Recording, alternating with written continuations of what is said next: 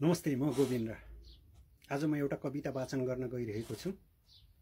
मेरो कविताको शीर्षक छ मेरो घर मेरो संग्रहालय। सलाम छ हाम्रा पुर्खाप्रति, खोज छ हाम्रा भावी सन्ततिका लागि। बचाउनु छ मैले मेरो देशको कला र संस्कृति।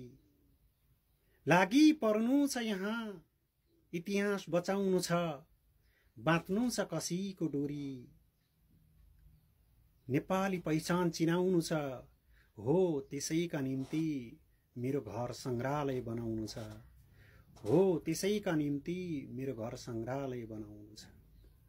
सयौं जातका फूलहरू छन् नेपाली धरतीमा रमाएका छन्। फक्रक्क फुलेका छन्, गमक्क ढकमकाएका छन्। हो त्यही गौरव छ, त्यही पौरख छ, त्यही नेपालको पहिचान छ।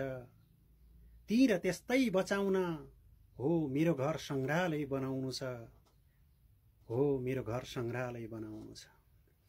पूर्वमा मेची छ, पश्चिममा काली छ, उत्तरमा हिमालहरू छन्, दक्षिणमा चाक्ला फाँटहरू छन्।